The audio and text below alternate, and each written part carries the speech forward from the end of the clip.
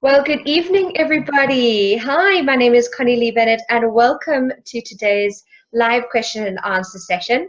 A very exciting session because in today's session, we are looking at step number 5, which is inventing. And I think that we have the perfect inner feminine power and passion experts with us today for our live question and answer session.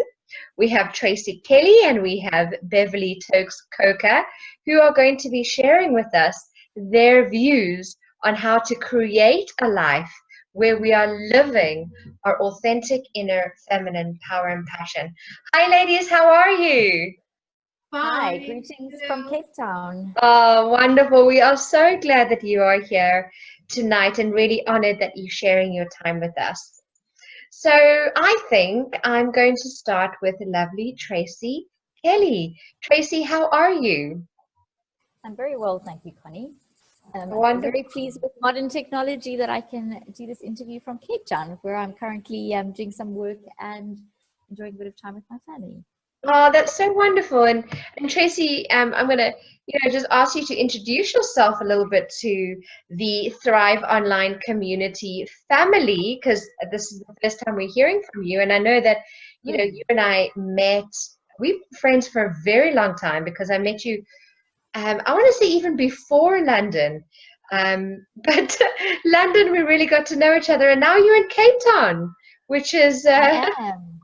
So tell us a little bit about you. Thank you so much for being here. What time is it there? It's 9 o'clock there now in the evening. Quarter past 9, exactly. I had to Wow. get my time zones right because I live in London, but I'm just doing a bit of work and a little bit of play in Cape Town. So yes, I was feeling a little bit challenged with time zones, but I suppose enough waffle, a little bit about me. I feel a little bit like a magician. There's loads of things that I pull out of my hat, and this works very well with the whole invention theme that we're going to be talking about tonight. But I think my big drive is really about helping people enjoy multi-dimensional, long-lasting success.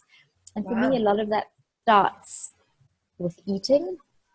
So if you think of sort of 3 things, think like a winner, eat beautifully and live well. And if we can bring those 3 things together, that actually sets us up for what we want to achieve in life in every sphere. So from our family to our career, to our work, to businesses that we want to set up, to the impact that you have on those around you, to the legacy that you want to leave. It already, for me, starts from inside.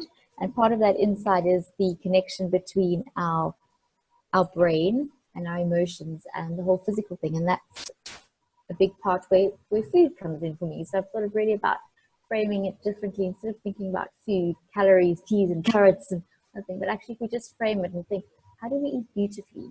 You think of something that's beautiful, how you look after it, it's prized, it's put together well.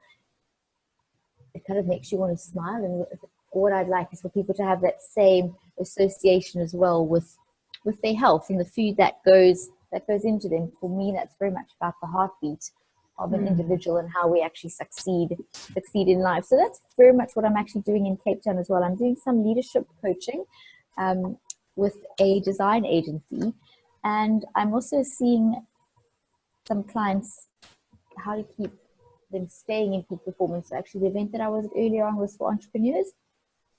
It's very much about they've got these big dreams that they're putting into action, but actually staying the path, having the resilience, having the mental focus.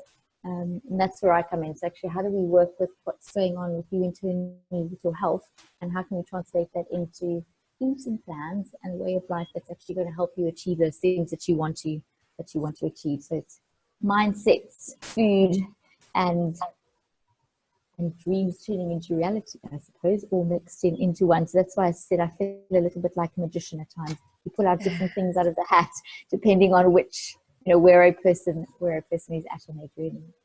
It's quite individual, isn't it? The services that you offer to people. Definitely, yeah. Well, that's great, Tracy. And I think that what you've just spoken about is really beautiful, which is what today's session is about, is inventing. And you were talking about turning dreams into a reality. So do you want to tell us a little bit more about how you would work with someone about how that would come into place, and what your belief is on how we can, you know, turn our dreams into a reality? I was actually listening to one of the speakers from earlier on. He had it's a statement that we heard before, but he was just saying ideas are worthless. Ideas are useless. And kind of it got people's back up a little bit. Then they're like, well, actually listen to the words. You can have an idea, but unless you do something about it and put it into an action or do something, whether it succeeds or it fails, you've got to mobilize it in some shape or form. Otherwise, it's always an idea. And I think for me, a lot of the coaching comes up with how do we get clarity around that, what that idea is, working out what that best self of the future you want it to look like, but start being that person today. And then it's actually uncovering all the things under the surface which sabotage us and hamstring us along the way. So that's the one on when we're doing leadership coaching. It's very much in organizations. How do leaders get their teams to the next level? How do you take your business to the next level? And I kind of use 4 pillars to get people to think forward, build their resilience, and then enable the brilliance of those around you.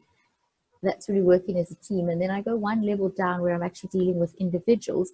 And a lot of that actually is focused on all the stuff outside of work that really affects work. So from your work-life balance to your family, to your friends, to your hobbies, to your personal development, to your health. Because what I found is personal development, hobbies, the things, so personal interests, and your family and friends are the 3 things that seem to suffer the most or get put on the back burner when people are climbing up the career ladder, when people are setting up a new business, when people are moving things forward. So it's actually about taking that moment in time and working what are those stones that you want in your life, and then making sure that you're putting the right amount of time and energy behind the things that are important to you, because it's very easy to wake up one day and a whole chunk of your life has disappeared and you're like, whoa, how did I end up here? But that's where I love the theme of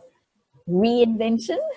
Yes. Or inventing comes from, because life is about pivots. You're going to go down a road, you might have intentionally gone down there, you might have ended up somewhere, and it might not be where you want to be, or otherwise you need to change tack. And that's what the pivot is about. And I made a really lovely comment earlier on today. Look at it as a little stumble in your dance. And that's what it is. You know, like pivot, it's a turn. It means change. So we're just changing a path, we're changing the way we do something, changing the moves around it ourselves. But it's just a slight pivot. Instead of turning the whole boat around, we just move a few degrees and then we keep on going again. But I think the most important thing is to keep that one foot in front of the other. Stop, take stock, and then keep moving again. And we have the power within us to decide which road we want to go down, what we want to be, who we want to be, what we want to do. And yes, there will always be things in your life which might stop you or appear to stop you, but it's if we let it. If you want to find a way around it, you'll find a way around it. And that's what I really love about invention. But also what it requires is a lot of digging deep to working out what it is that you really want, and then putting some of those fears and limiting beliefs aside. But first of all, we've got to become aware of them so that we can reframe them, and that's when the magic starts to happen. When we sort of, I was just going to use that saying, when you put your big girl panties on, but it's almost like when you put your brave knickers on, you're like, okay, right, I've got this. I'm going to do it. I believe that I can. And I think that's where things start, from that inside of us. So whether it's food that you're eating, whether it's mental food that you're feeding your brain with, whatever we are putting into us is going to come out in some shape or form. And that's where I think that's the magic of invention and reinvention, because you can invent something the first time, but actually you can reinvent and you can keep on changing. You don't have to stay the way you are if you don't like something. So yeah, it's challenging, but it's exciting, and it's hard, and it's not all pretty and beautiful. And I think that's the reality of going after something that you want. Mm. And do you think, Tracy, this will be my last question to you, sorry, before I hand over to Tokes, but it's quite interesting, this idea of reinventing and putting the right amount of time and energy and pivoting. All these concepts are really interesting. And I was trying to figure out in my mind what the difference would be in that journey of reinvention between the masculine energy and the feminine energy. So what is I've got some ideas, but I'm interested in hearing what your thoughts are with regards to what aspect of that reinvention process and the putting in and the waiting for the magic to happen and all of these amazing concepts you were talking about. What would be the masculine for you and what would be the feminine energy? I think the feminine energy for me is very much around the intuition, that just that inner, I just know this in my gut without it necessarily always making sense, and following through in the trusting. And then the masculine energy for me is very much around, I'm going to do it anyway. And then actually the mobilizing. So I have an idea, I want to do it. Then the masculine kind of stops the doubts and goes ahead irrespective. It's kind of like that, sometimes a little bit brazen, it doesn't matter what my blind spots are. I think I'm the bee's knees and I'm going to do it. Whereas I think the feminine energy can sometimes, we have this great idea or we know internally and then we question it and we stop it. So I think bringing the two together, trusting your intuition with this idea and then actually mobilizing it. So I think for me, very much like the logic, the practicals, the operationalization often comes from the masculine energy, and the feelings, the relational aspects come from the feminine energy. So the logic and the intuition. Wow. Okay. So I have some more questions for you, but I'm going to wait until I introduce Tokes to our amazing listeners. Thank you so much for sharing that, Tracy. I'm going to come back to you in a moment. But before I do, Tokes, how are you doing, darling? I'm very good. Lovely, lovely answers, Tracy. I love them. Thank you. Thank you. So beautiful, Tokes. Tell us, who are you? I know you've been our expert before, but we might have some new people who are listening. Tell us a little bit about who you are and what you do, and a little bit of your thoughts on this idea of invention and inventing a space where we, in the space of our feminine power and passion. Honey, I love you. All right. My name is Tokes Beverly Coker. I'm an alchemical light coach. That means that I help people to come back home to themselves. Basically, there are many times we're busy running around like headless chickens, or stressed, running outside our body, looking after other people, chasing one dream or after another. And then you suddenly forget who you are or what you're about. Or you've climbed this ladder and you suddenly realize you're all alone and there's no one around you. Or you've destroyed something, an aspect of you that was important because you decided to chase the money, or you decided to not have a relationship or have children.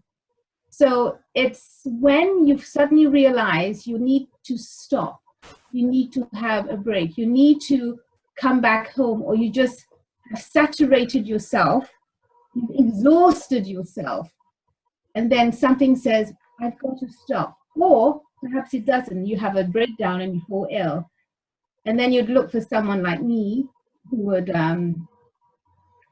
help you with various forms of tools or techniques that I use, like healing, crystal healing, invocation blessings, crystal singing bowls, workshops, alchemical stuff, rituals, ceremony, coaching, timeline therapy, hands of light technique in terms of incorporating and working with magic in terms of doing an alchemical soul reading, whereby I'd work with the intuition, with the energy the person brings into the room, where we could sometimes work with ancestors, entity removal, ancestors coming in, loss and clarity, So it could be with anything. So I'm used to people coming to my flat and crying. Mm. They come in smiling. I don't ask questions about their lives. I don't need to know. It will be revealed to me without a word being spoken. So in the session.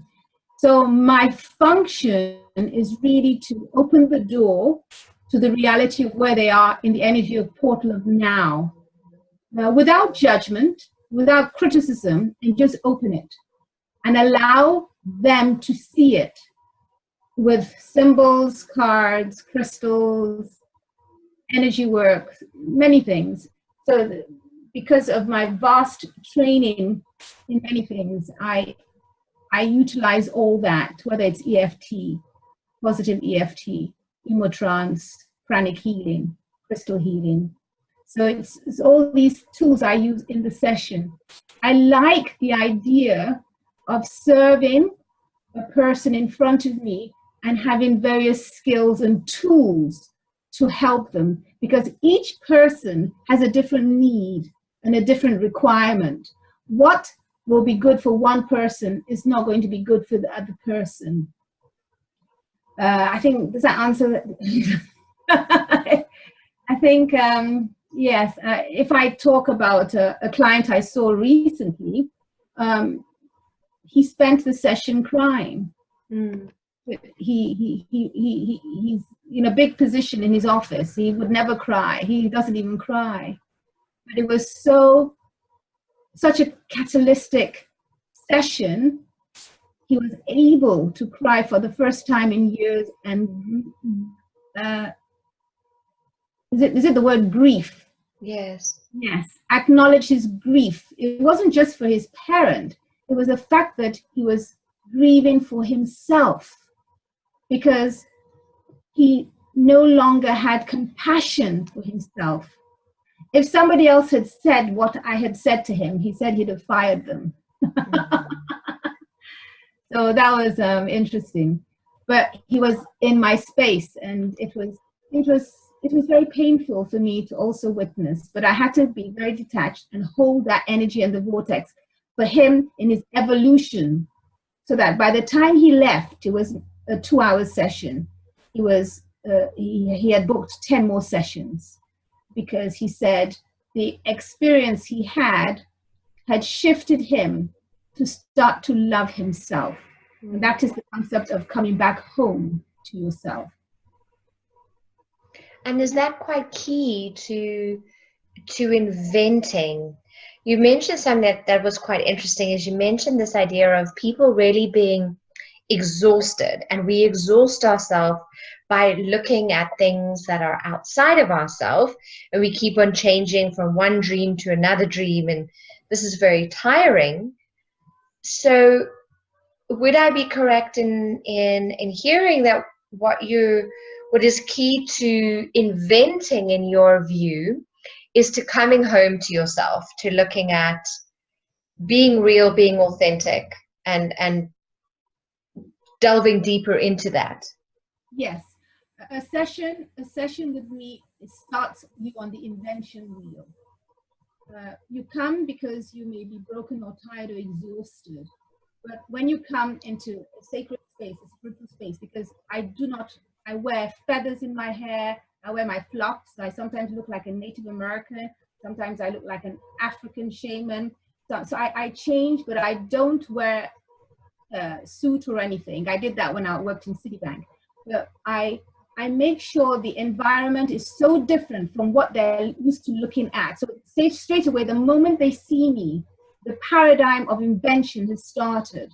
And the process of doing an alchemical soul reading is for me to identify. Note, please remember, I don't ask questions, so I don't need to know anything. it is laid out in the cards or in the reading or in the vibration or the energy they come in. So it is in that vibration where we look at the energy of their portal of now. And then we have questions that are asked.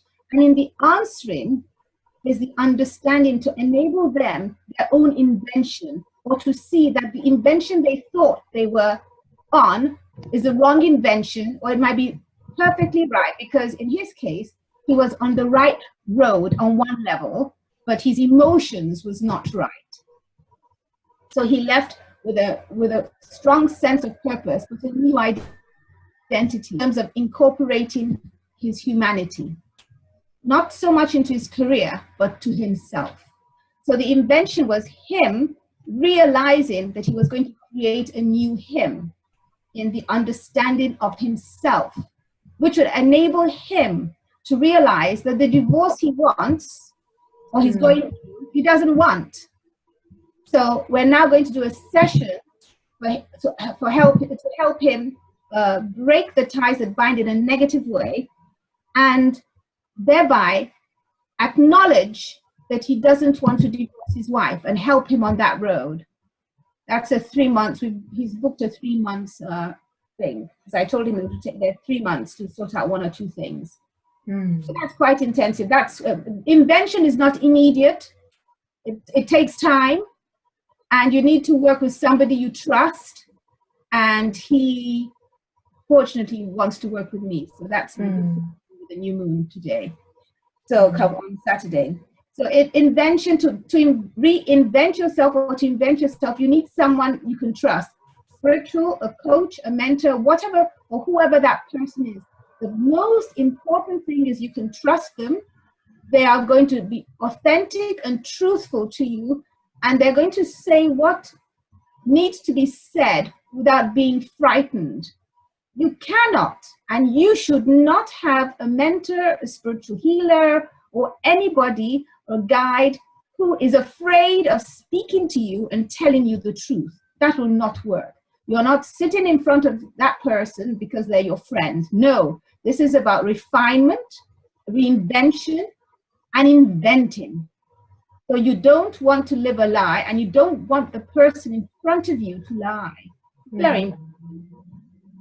So is it important to, sorry, and this will be my last question, Tokes, and I have a surprise. We've got Mary Picard with us. She's going to be sharing a little bit about invention in a moment as well, those of you who are listening. So Tokes, just one last thing from you is it essential that we invent a space, a new space, an authentic space within us, so that it's outside with somebody else? Can we do it on our own, or do you think it's important that we have that person? Number one, I don't think it's important to have an inside self, because when you start, you don't have an inside self. The inside self-realization comes gradually. For some people, it comes immediately, and for some people, there's resistance. So even in your chaos and confusion, you can create your own healing and invention. It may just take longer. Having a person to help you is good, so long as they are the right person for you. They may have the right package and the right image, and they drive and look like they have the best things in the world. But is that person for you? And is that person true for you? Because I feel that what's important really is you have to be comfortable in your choices, in your intuition or instinct. And if you don't have any, then by trial or error, you are going to have a personal experience. For me, personally, when I have been in a state of confusion and pain, I have had to go through that before I realized I needed a moment to myself, and I had to create me time. So if I speak honestly, in my little mind, when I was going through all the pain, it was not easy for me to find myself. I fumbled along. Then when I had the realization that I needed me time, I would go to the gym, I'd go to yoga, I'd do this. And that was my way, but it was not with someone else. Then through the process, I then thought, okay, I'm ready to find someone else. So it may be that process, or it may be that it's so immediate you need to find someone else. But if you've been doing personal development, spiritual development for a while, you'll be so much more in tune, and you'll be able to say, yes, I need to go on Connie's course. Yes, I need to go to Tracy in South Africa. I know she's going to be there, and I'm going to turn up. you know. So you're going to be saying these things to yourself because it works. Or you could say, I'm going to see Tooks because she's just so wacky and she's so spiritual and out there. I just need someone to knock something into me, some spiritual aspect into my life. So it varies. I don't know if I've answered the question. Yes, yes, absolutely. That's awesome. Thank you, Tokes. I've got a few more questions for you, but I'm going to hand over to Mary to say hi and tell us a little bit about herself and what her thoughts are on the idea of invention. How are you, Mary? Hello, sweetie. I've just put the video on. There we go. Hi, I'm really well. Hi, Tokes. Hi, Tracy. Hello, sweet Connie. Wow. So I just came in and I found that you were talking about invention, mother of all invention, trust and authenticity. I'm loving all of this. And creation of exactly what we need and what we want. And there's need, sorry, not need. Let me take that away. I'm going to zip it because that's so not me. What we want, and clarity in what we want. So if we want to invent something, we need to first of all have trust in our guide, trust in ourselves, trust in being our all authentic, and then creating the space with whoever it is you want to be with. Am I on the right track here, or have I completely missed something, dearest Connie? You are perfect, sweetheart. You're channeling exactly what we need to hear in this moment. So go ahead. Thank you. So we can say that, like I've heard Tracy speaking about the most amazing stuff, like, yes, climbing up a career ladder, the balance, finding that balance. So yeah, creation of that balance. How do we create that balance? Because it's true, most of the time we all sitting in the driver's seat of saying, yeah, I want a great job and this is all I want. And then you don't have the love aspect, like the relationship or the family behind it. Then after a while, you realize that wanting that job is brilliant, but there's no balance because you're completely doing that masculine drive. You're always in that masculine drive. So the feminine part is kind of lacking. And the feminine part has to actually say, no, I've got my heart and I've got to listen to it and I've got to balance this. How do I balance this? So I've got to bring in some people to guide me or to work with me, work alongside me to create a great job that works and then gives me the time to be me so they can also balance out and have a family, or if I don't want a family, fine, but also to make the time for me to be a feminine person, to love myself, to give myself some energy so I can go back and do the masculine drive. It's all about that yin and yang, that balance. So yeah. That's all I have to say for now, because I'm channeling, like you say. Yeah. So tell me a little bit more about the masculine and the feminine balance, and how, if we're not in balance, how that shows up in our lives. Well, I was reading something really amazing, and Connie, maybe perhaps Tokes and Tracy know him as well, but thanks to you, Connie, I'm absolutely loving this guy, David Data. What a man. Love him. So he perfectly, because I was reading The Superior Man, and he perfectly, because he's trying to teach the superior man how to treat his women. And without knowing how he can treat his woman, he's not going to be a superior man. So he's got to be authentic.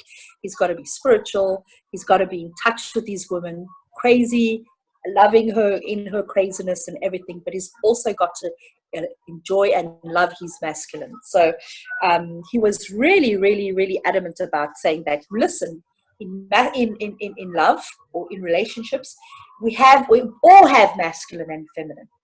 And if you're not respecting the feminine side, then there's not going to be a masculine side. And if you're not going to be a masculine, and so masculine is drive. It's the one that navigates you to make you do stuff. It's all about action. And the feminine is all about love and creation and creativity.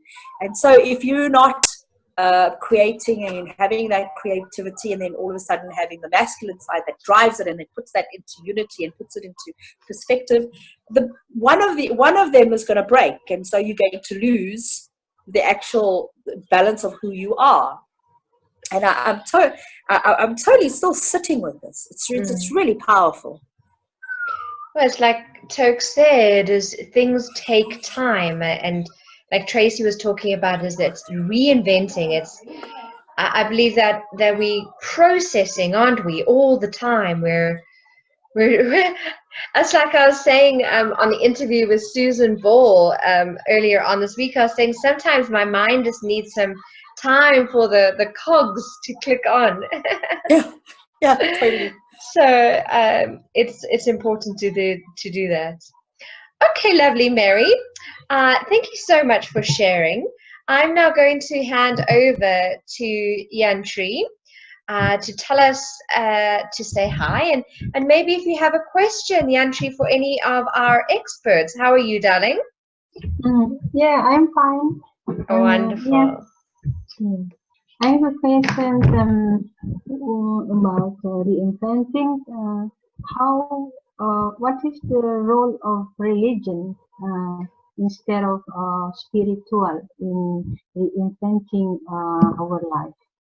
What is the role of religion? Mm-hmm.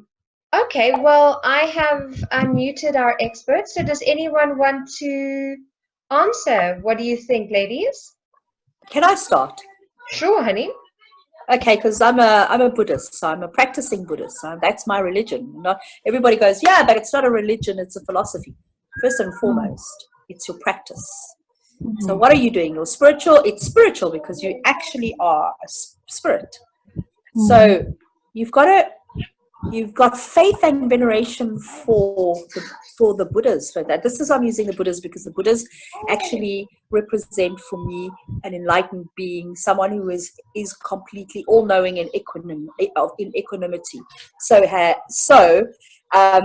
yes, we are basically all Buddhas learning to transform and to become enlightened beings. So yes, where does religion come in all of this? It's our practices of gratitude, of faith and veneration, and doing things like little rituals of giving, like incense, of saying of praying and asking a guide to channel you, to guide you through your difficult obstacles, so that you can go on with your life and do things peacefully. And it's all in allowing others to matter as well. It's not just all about yourself. It's all about altruistic stuff. It's about, if you're balancing yourself out and having faith and veneration, what is it to do? It's to help others, to guide others, so that eventually you become a being that is enlightened. So yes, religion is really is important. It's there to guide you. Thank you, Mary. One of our other experts? I often see religion as, that was a very interesting description that you gave, Mary, in terms of it's your approach, your life, your practice. Hello, little person in the background. I also see sort of religion a lot about the rules, the shoulds, the shouldn'ts.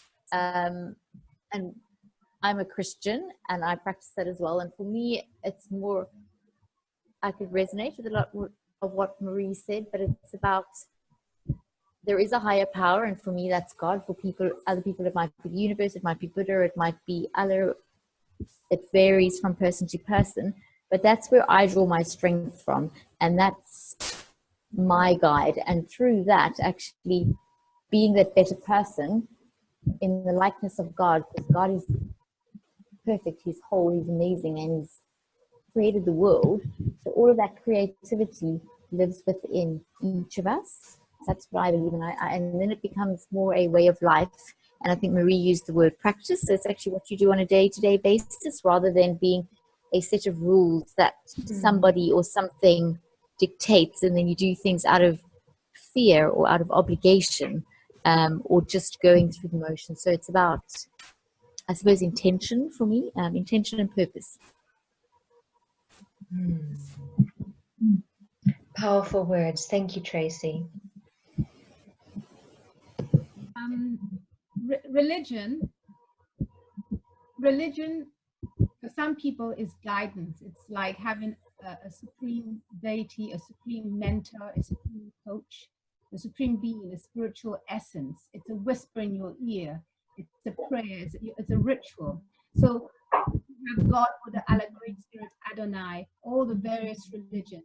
We have the Sikhs, we have the Hindus. All these religions have one thing in common. They all want to be happy. They all want to be good humans. They all want to have children, have enough money, food. So all the basic needs are the same. When you study seriously all the religions, they have one thing in common. They refer to something bigger than you. Not necessarily someone, but an energy or frequency that has an almighty power, or the power is in you. God in Christ, Christ in God. The Buddha is in you. The Buddha is not out of you. And then we have others where the guru is outside you and you listen and the guru has the inside. So for me, religion, when used properly and constructively, can encourage invention and can motivate a person to be better.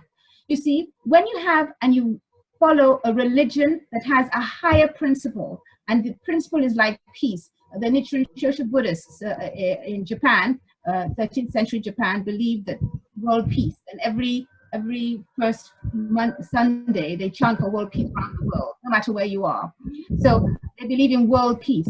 Now, I don't know any other religion that doesn't believe in world peace. So the similarity of wanting to create peace and harmony in the world through religion is crucial. However, humanity is unable to fulfill this high spiritual note because they have 10 worlds, they have emotions, they have negativity, they have anger, rage, stupidity. And in intention and in invention, you want to be very aware of what your religion is doing for you in the way it's helping you to invent yourself.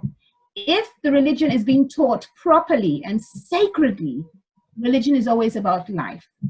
But if it is taught in a warped way, then it causes death, war, many things. So for me, in terms of invention, religion plays a role in the sense that it must help to create balance in a person and not extremes of behavior and emotion. Wow. Does that answer your question, Yantri?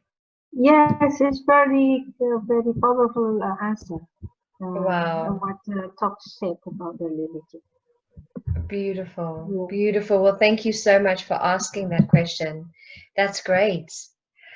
So what we're going to do is we're going to unfortunately start completing, and I'm going to ask the lovely Tracy to tell us a little bit more about what services she offers, a little bit more about how we can reach out to her. Those of you who are listening on the live, you can see that her website is on the screen, so you can definitely reach out to her via her website. And maybe she has a special gift for us today. Maybe there's a little bit of a surprise. I don't know yet. And then, Tracy, I just want to ask you to give us one last tip. When, you know, the people who are listening, if we wanted to invent or reinvent something for ourselves and our lives, what one tip could you give us? Tracy. Yeah, thanks, Connie.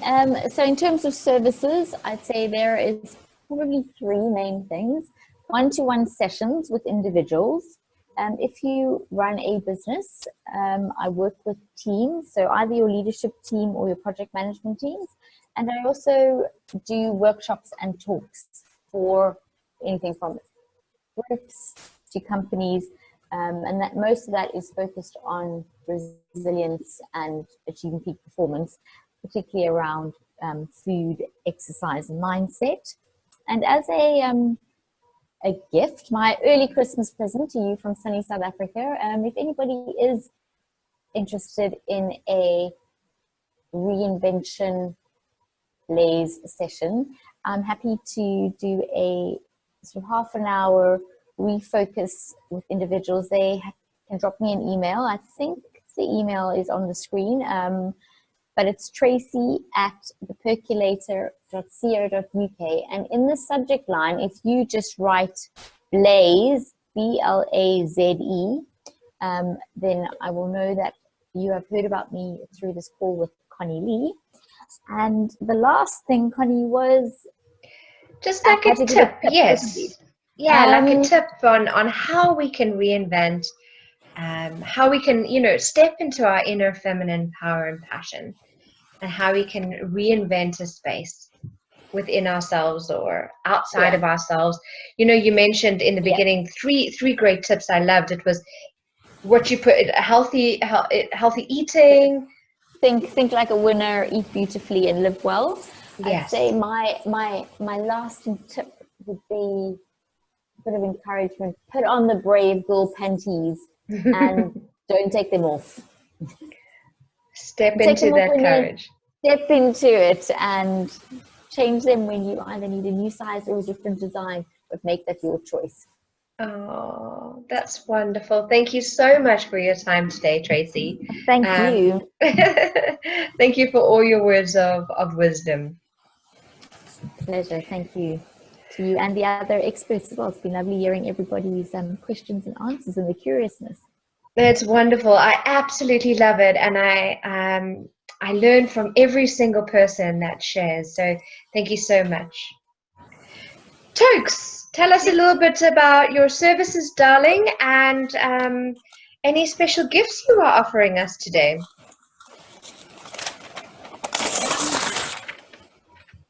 What's all that noise? Okay, what's my offering? Well, every time we meet up, I'm doing the moon meditation. So it's the new moon meditation on Saturday. So I will be sending new moon healing. I'll be sending healing to your group, Connie. Wonderful. To all the people on your course. Oh, I don't honey, need. thank you. But if you could let me later on, let me know how many are on the course in private, then I will incorporate. If you have their names, I could put them in the portal. And I will do that. I will send healing 3 nights in a row for free. If they could particularly keep in mind one thing that they want healing for in the next 3 days from the full moon on Saturday and on Saturday, Sunday, and Monday, when I'll be sending healing from the Hands of Light Healing Portal. Could they keep that in mind and let us know what happens in 7 days' time or less in terms of that portal or the shift in environment or in feeling? Yes, and I will post the cards or something for the group as I did before. Wonderful. Yes. What do I do? Okay, I deal with breaking ties that bind in a negative way. I deal with alchemical soul coaching or readings. I work with wherever you are, and I listen, I hear, I see your energy, I see everything. And then from that portal, I help you very gently, very sincerely, but also very strictly. I'm very, very strict when I'm working energetically. So I don't believe in fa. Oh yeah, we're just doing healing. No. If a doctor is looking after you, he doesn't fall asleep. He doesn't start drinking, and he doesn't sit and gossip. So when you're in a session with me, it's serious, and we're talking about life-changing issues. We're talking about your health. We're talking about life and death, relationships, divorce. We're talking about so many things. So I'm quite serious when I'm working. I mean, not looking with all my flux and all that, but I'm very, very serious. So whatever you come to me with, I can handle it. So that's my gift. And if there's something that I can't handle, I have enough people I can refer you to. Yeah, I think, does that, so if anybody wants a reading, if anybody wants a reading next week, I will do a half-hour session for free. If you want the other half hour for an hour, you'd have to pay for it. But I can do a half hour if anybody wants through Skype. Wonderful. Yes. Thank you, Tokes. And one last thing that we can do to invent, create, step into a future that is in alignment with who we are, what would that be? Close your eyes and go and breathe in 7 times and just connect with yourself and find out exactly where you are right now. Just do it now. As you're listening to this, breathe in, close your eyes, breathe in 7 times, very slowly, and ask yourself, who am I now?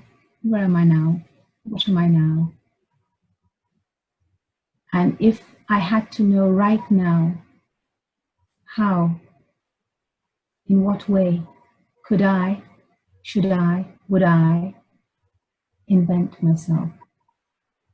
To just ask that kind, but breathe in 7 times deeply, slowly into yourself, and then ask yourself, what does the word invention mean for me?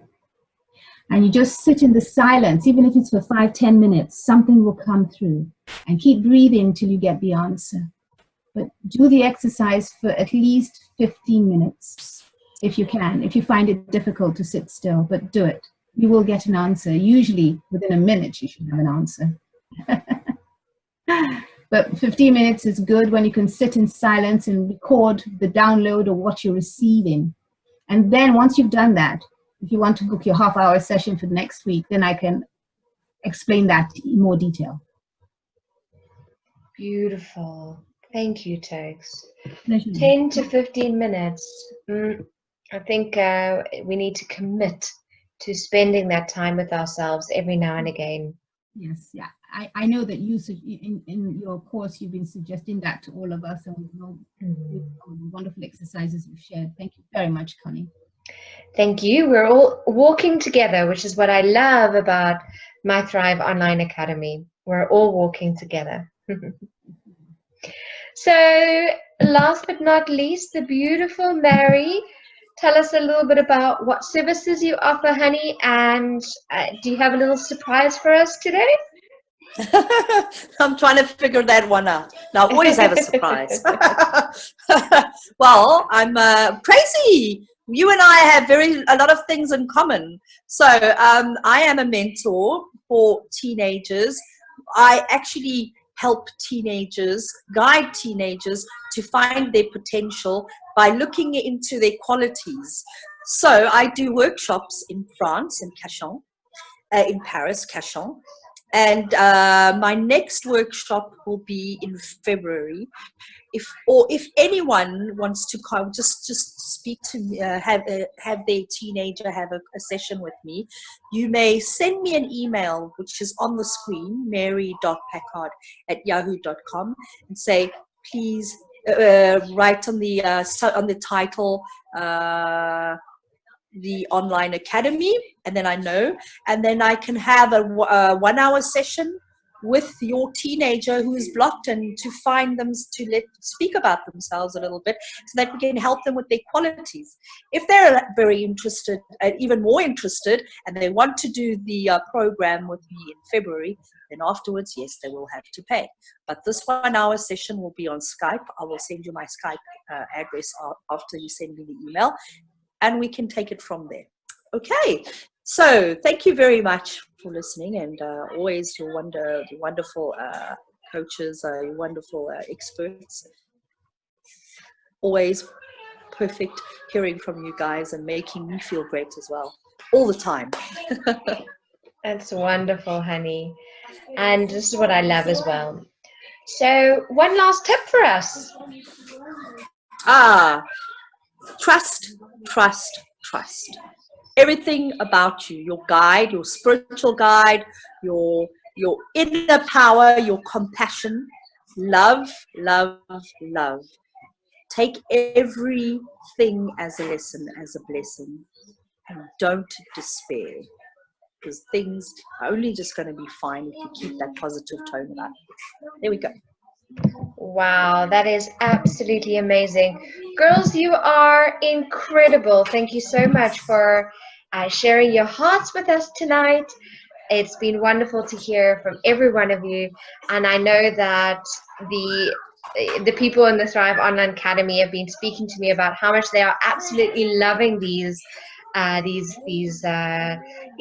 individual interviews with you, the live question and answers, and there's a lot of growth that's been happening. So thank you so much. I honor you. I love you. The light within me greets the light within you. Ladies, thank you so much for your time, and hopefully we will see you next week, Thursday. Thank you, Yes. everybody. Thank you. Bye. Bye. Bye, everyone. Bye. Bye.